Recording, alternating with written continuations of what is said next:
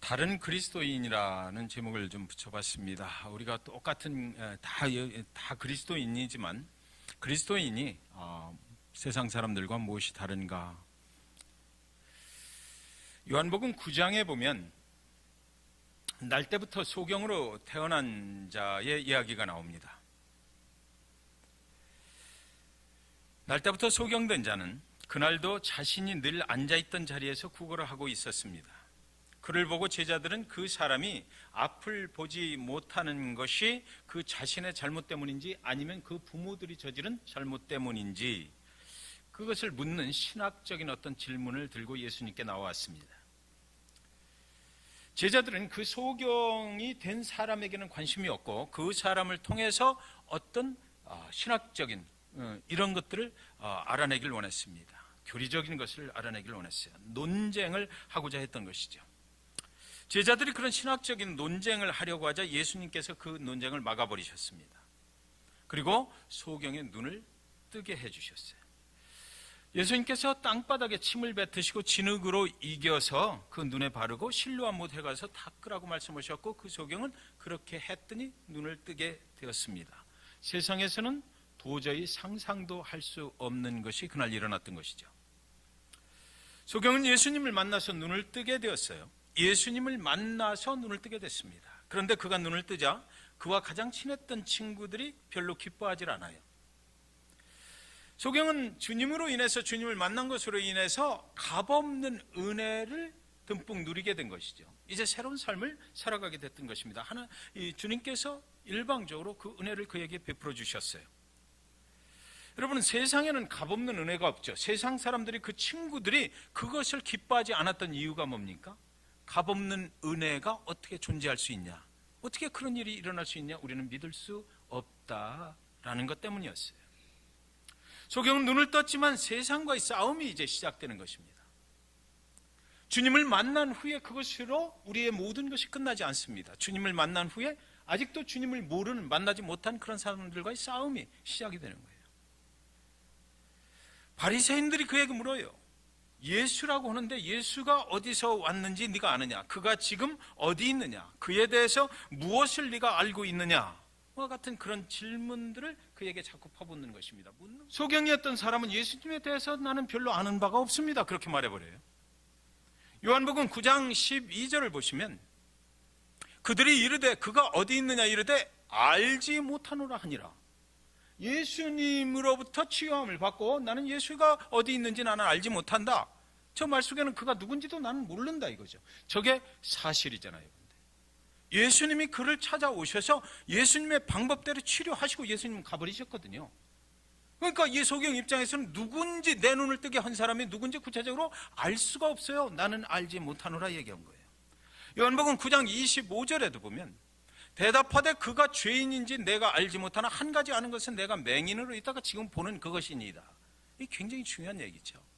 메시아이신지 당신들이 말하는 그 예수가 죄인인지, 안식일날 뭐 이런 일을 했으니까 이 사람들은 막 죄인이라고 그러는 것입니다. 그러니까 내가 그가 죄인인지 누구인지 나는 알지 못하지만 내가 한 가지 분명하게 아는 것이 있는데 그것은 바로 내 눈을 뜨게 해줬다는 것입니다. 그분이 나를 눈을 뜨게 해줬다. 난 그것밖에 아는 게 없다라는 것이에요.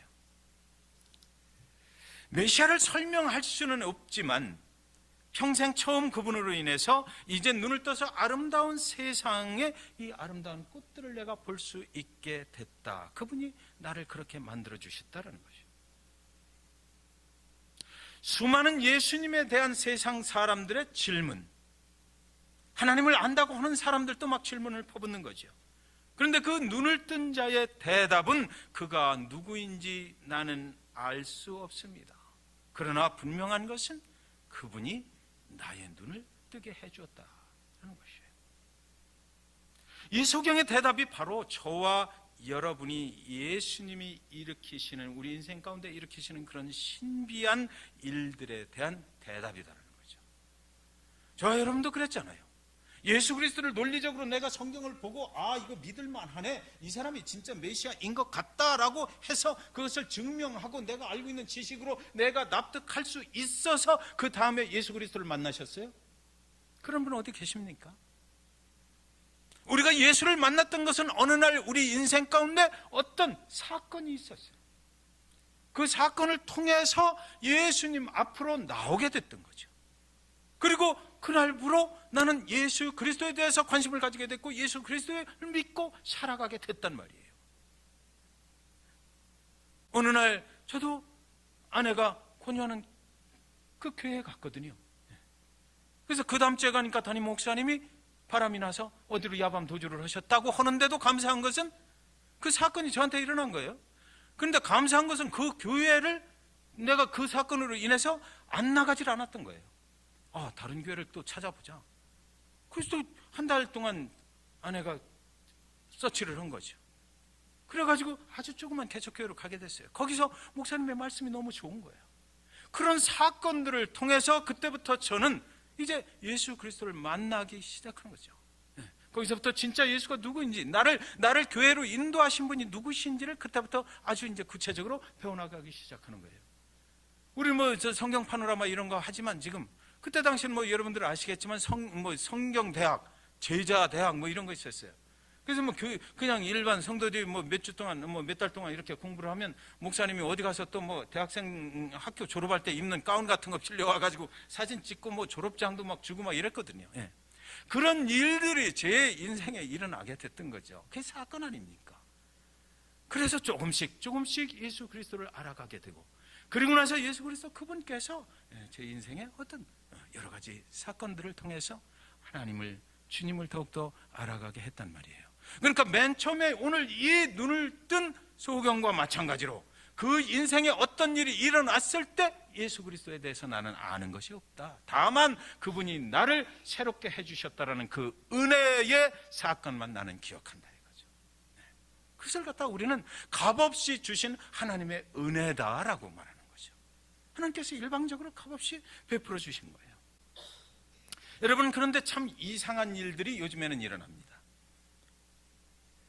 은혜를 받은 자들이, 여기 바리새인들이 그랬잖아요. 하나님을 알고 하나님을 먼저 믿은 자들이에요.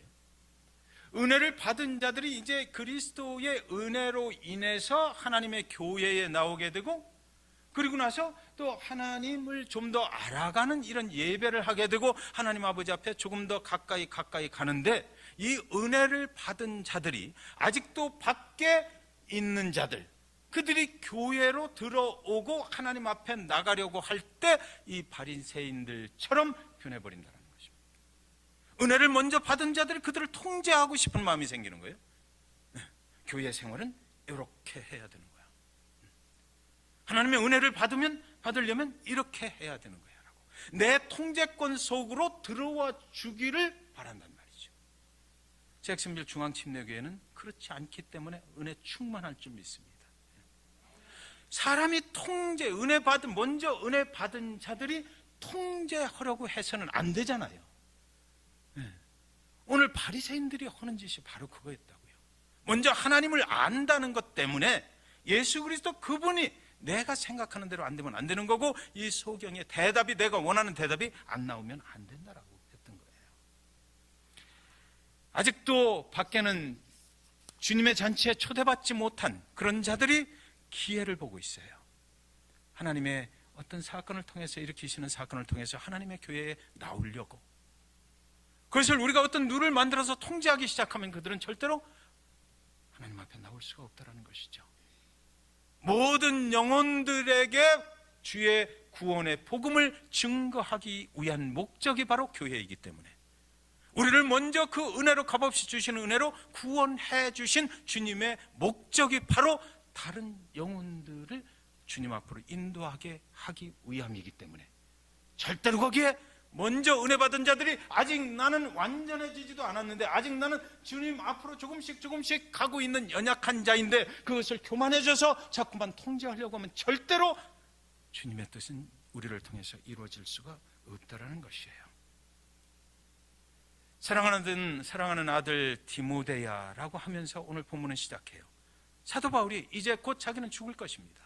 유언처럼 가장 아꼈던 제자를 자기 영적인 아들로 부르는 거죠. 2장 1절에 내 아들아 그러므로 너는 그리스도 예수 안에 있는 은혜 가운데서 강하라 말합니다. 여기서 말하는 이 강해야 된다라고 하는 것은 예수 안에 있는 은혜가 너를 강하게 할 것이다.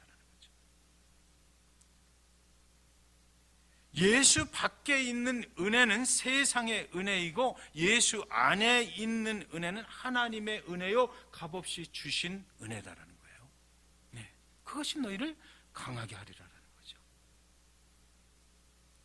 저는 고등학교를 졸업하고 대학을 군대를 갔다가 그리고 와서 이제 제대하고 보니까 큰일 났어요.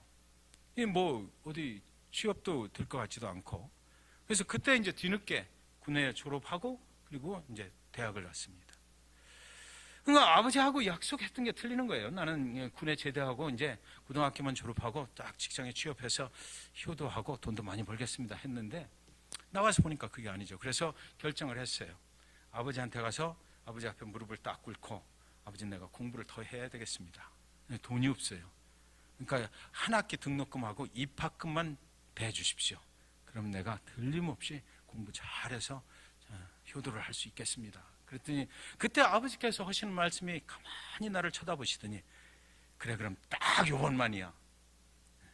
대신에 졸업하고 직장 잡으면 이거 꼭 갚아야 돼. 그 약속을 한 거죠. 그리고 나서 대학 첫 입학금하고 그걸 아버지한테 받아서 하고서 그 나머지는 이제 제가 아르바이트를 해서 이제 대학을 다니는 겁니다. 그때 아버지가 하신 말씀이 육신의 아버지가 하신 말씀이 갚으라는 거죠.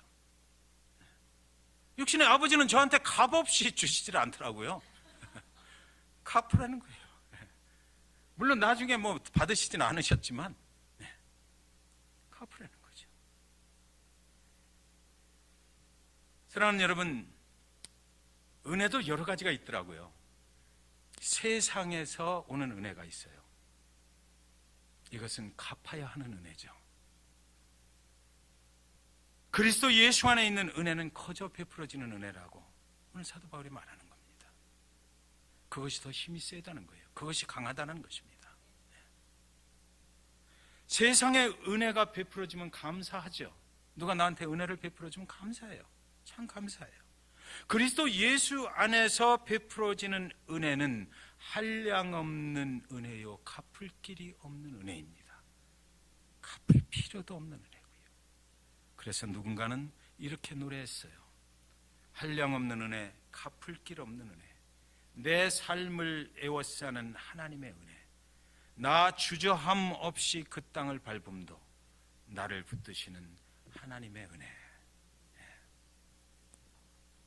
하나님의 은혜는 청구서가 오질 않는 거죠. 주시고 그냥 잊어버리시는 거예요. 그 은혜는 우리의 위로가 되시고 우리를 담대하게 해주시고 우리를 두려움 없이 주저함 없이 앞으로 나아가게 한다는 것입니다. 나 주저함 없이 나가게 만들어요. 그래서 사도 바울이 지금 말하는 거예요. 디모데한테 그리스도 예수 안에 있는 은혜로 강할 수 있다. 내가 계속해서 목회 사역을 하려면 그리스도 예수의 은혜 안에 있어야 된다. 그것을 꼭 기억하라는 것입니다. 2장 3절 4절에 보면 너는 그리스도 예수의 좋은 병사로 나와 함께 고난을 받으라. 병사로 복무하는 자는 자기 생활에 얽매이는 자가 하나도 없나니 이는 병사로 모집한 자를 기쁘게 하려 합니다. 여기 그리스도 예수의 은혜로 살아가는 예를 지금 들고 있거든요. 사도 바울이 첫 번째로 병사, 군사가 되라는 것입니다. 그리스도 예수의 좋은 병사는 여기 잘 보시면 자기 생활에 얽매이는 자가 하나도 없나니 그랬어요. 하나님이 보실 때 내가 모집한 군사 중에서 자기 생활에 얽매이지 않고 훌리 하나님을 위해서 일하는 자가 좋은 병사, 군사다라고 한 거죠. 그것이 하나님을 기쁘시게 한다는 것입니다. 어떤 목사님의 그 주석에 보니까 자기 경험을 이렇게 말씀하셨더라고요.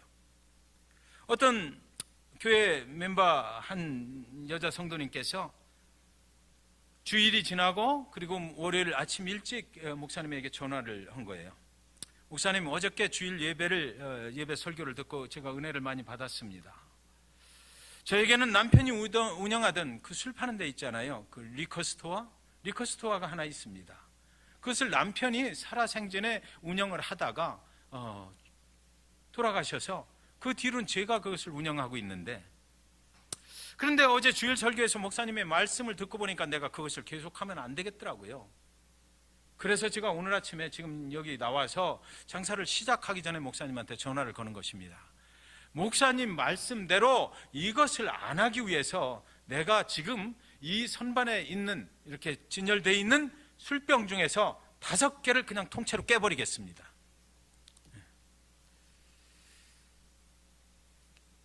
그래서 이제 깨어 부수기 전에 이렇게 하면 내가 목사님 말씀대로 주 예수를 위해서만 살아갈 수 있는지 그것을 한번 물어보려고 전화를 드렸습니다. 목사님이 전화를 가만히 듣고 계시다가 이 얘기를 하는 거죠. 그렇게 해갖고 좋은 군사가 될 수 없는데요. 술병을 깨트리지 마세요. 술병 몇 개 깨버렸다고 문제가 해결되지 않습니다. 아예 그 가게를 팔아버리든지 문을 닫아버리십시오. 좋은 군사는 생활에 얽매이는 자가 아니다 하는 얘기가 바로 이거다 이거죠. 생활에 먹고 사는 것 때문에 하나님의 나라의 좋은 군사가 되는 것과 이렇게 겹쳐 있지 말라는 거예요. 여기는 세상에 사단의 풀이 있어요. 여기는 하나님의 은혜의 풀입니다. 근데 세상의 것을 그대로 가지고 있으면서 이 하나님의 은혜의 풀로 뛰어들 수가 없다는 거죠. 사단의 영과 하나님의 영은 공존할 수가 없기 때문에. 그래서 이 목사님이 하시는 얘기는 버릴 거는 완전하게 버려버리라는 얘기예요. 그래야 여기 가서 은혜의 강물 속에서 하나님의 영광을 위해서 살 수 있다는 거죠. 저와 여러분 생활하시면서 이런 것들이 참 귀감이 되는 그런 예화인 것 같아요. 그렇죠? 우리는 생활에 많이 얽매이거든요. 그리고 우리가 생각이 그래, 하나님께서 내가 지금 하고 있는 일을 축복해 주실 것이다라고 생각을 많이 하거든요. 그런데 하나님은 언제든지 성경 속에서 말하기를 사단의 속에, 이 풀 속에 있는 것을 버리지 아니하면 하나님의 역사는 내 인생에 일어나지 않는다는 것입니다. 깨끗하게 정리할 것 정리해야 된다. 깨끗하게 정리해야 된다. 그래서 그 주석을 쓰신 버넌 맥기 목사님입니다. 이 주석에서 그분이 하시는 말씀이 뭐냐면 하나님을 가지고 장난치지 마세요 그래요. 하나님을 가지고 양쪽에 딱 걸쳐놓고 다리를 걸치고 그러고 나서 하나님을 가지고 장난치지 말라는 것입니다. 하나님은 절대로 거기에 속아 넘어가실 분이 아니다라는 거예요. 좋은 군사는 하나님과 장난치지 않는 사람이라고 말하는 것입니다. 왜냐하면 우리에게 은혜를 베풀어 주신 하나님을 기쁘시게 해야 하기 때문이다라는 거죠. 하나님의 기쁨이 되려면 내 생활부터 정리를 해야 된다. 좋은 군사는 먹고 사는 것 때문에 하나님과 장난치지 않아야 된다라는 것이에요. 하나님이 기뻐하시지 않는 삶을 과감하게 던져버릴 줄 알아야 되겠다. 그래야 하나님이 기뻐하시는 좋은 군사가 될 수 있다라는 거죠. 두 번째는 2장 5절입니다. 경기하는 자가 법대로 경기하지 아니하면 승리자의 관을 얻지 못할 것이며 이랬거든요. 하나님을 위해서 뛰는 선수는 하나님이 감독이죠. 그러니까 그 룰은 하나님으로부터 오는 것이에요. 감독이 하나님이시니까. 선수는 감독의 사인과 지시에 의해서 뛰게 돼 있어요. 감독이 지시하는 전략대로 뛰어야만 승리를 해도하는 것입니다. 하나님은 우리가 승리하시길 원하시니까 절대로 승리하지 않고 패배할 수 있는 그런 지시를 하시는 분은 아니에요. 그런데 여러분, 오늘날 우리는 스스로 감독되려고 해요. 많은 그리스도인들이 오늘날 감독의 자리로 올라가려 합니다. 하나님의 자리에 있어서 이래야 된다라고 이야기하고 싶은 거예요. 관중만 있고 선수는 없는 세상이 또 됐습니다. 관중과 선수가 무엇이 다릅니까? 관중도 내가 좋아하는 선수의 유니폼, 등 넘버, 백 넘버를 붙이고 그 유니폼을 입고 가서 응원을 해요. 선수도 그 똑같은 유니폼을 입고 또 경기장에서 뜁니다. 게임이 끝나고 나서 보면 달라요. 관중이 입었던 유니폼은 그대로 깨끗하죠. 경기를 뛴 선수의 유니폼은 찢어지고 흙이 묻어 있고 다쳐서 피가 흐른 그 피가 묻어 있는 것입니다. 승리의 면류관은 그래서 누구한테 준다고요? 경기를 뛴 그 선수한테 준다는 것입니다. 관중에게 돌아가는 것은 아니죠. 그래서 우리가 관중이 돼서는 안 되는 거예요. 하나님 안에서 하나님이 원하시는 선수가 돼서 하나님의 뜻대로 저기 경기하는 자가 법대로 경기를 해야 승리의 면류관을 받을 수가 있다는 거죠. 사랑하는 여러분, 사냥을 좋아하는 한 남자가 사냥개를 끌고 깊은 산속으로 사냥을 나갔습니다. 깊은 산속에 이르렀는데 갑자기 사냥개가 뛰기 시작하는 거예요. 막 하고 뛰어나가요. 무슨 냄새를 맡았는지 막 쫓아갔습니다. 한참을 쫓아가다 보니까 사냥개가 막 나무 위를, 큰 나무 위를 쳐다보면서 막 짖고 있는 거예요. 그래서 그 나무 위에 뭐가 있나 살금 가서 이렇게 보니까 나무 위에 커다란 호랑이가 있는 거예요. 이 뒤바뀌었잖아요. 사실은 호랑이가, 개가 도망가고 호랑이가 밑에 있어야 되는데 개가 막 짖어대고 호랑이는 위에 올라가서 그 꼼짝을 못하고 있는 것입니다. 사냥개가 도망을 쳐도 시원찮은 판에 사냥개가 호랑이를 쫓아갔다는 거죠. 도대체 무엇을 믿고 사냥개가 그 호랑이를 잡겠다고 쫓아갔을까요? 사냥개는 뒤에 있는 주인을 믿은 거죠. 내 뒤에 있는 주인은 호랑이를 너끈히 잡아 죽일 수 있는 총을 가지고 있단 말이에요. 그러니까 믿는 겁니다. 아무리 무서운 호랑이라도 내 뒤에 있는 주인이 쏘는 총을 당해낼 수 없다는 것을 사냥개는 알고 있기 때문에 호랑이를 쫓아갔다는 거예요. 내가 만약에 호랑이의 공격을 받게 될 때에 내 뒤에 있는 주인이 분명히 그 호랑이를 총으로 쏠 것이라는 것을 믿고 있기 때문에 사냥개가 그 호랑이를 겁없이 쫓아간 거죠. 저와 여러분 뒤에는 누가 있습니까? 하나님이 계세요. 그리스도 예수가 있습니다. 그분이 우리를 위하여 무슨 일을 하셨나요? 사랑하는 아들 디모데야, 너는 그리스도 예수의 은혜 안에서 강하라. 그 말입니다. 그리스도의 은혜가 무엇이에요? 저와 여러분을 위해 죽음에서 살리기 위해서 하나님의 아들 예수 그리스도가 십자가에 대신 죽어주신 분이에요. 그 사랑 같으면 얼마든지 우리가 하나님의 일을 하길 원할 때, 하나님이 원하시는 대로 삶을 살아가길 원할 때 위험이 닥치거나 우리한테 불리한 일이 닥치면 그분께서 총을 쏘아주실 겁니다. 자기 사랑하는 아들까지도 우리를 위해서 주신 분이기 때문에 그래요. 그래서 오직 그리스도 예수의 은혜 안에 있을 때만 그 안에 우리는 담대할 수 있는 것이고 하나님의 일을 계속 해나갈 수 있다 이거죠.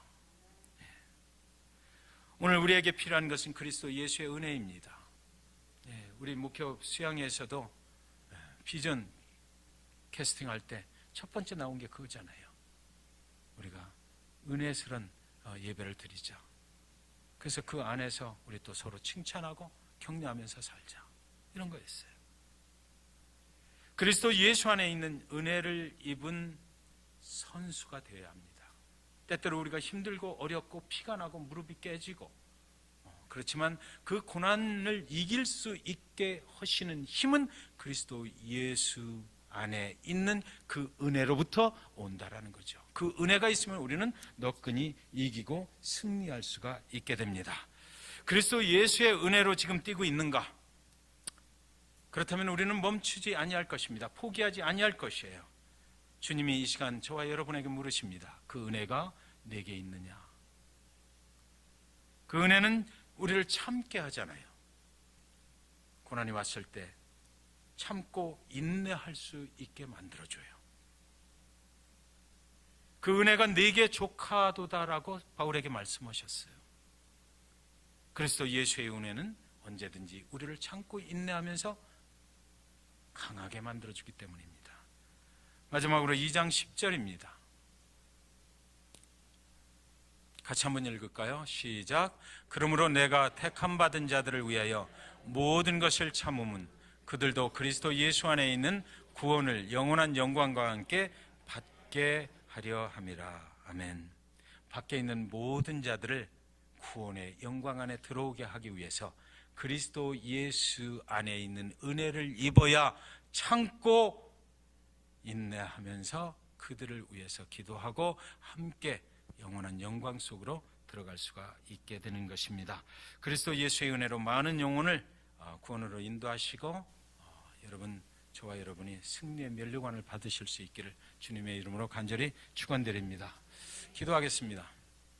사랑과 은혜가 많으신 아버지, 부족하고 연약한 곳으로부터 하나님의 은혜가 우리에게 임하고 그 은혜를 입은 자에게 주시는 하나님의 능력, 하나님의 보호하심,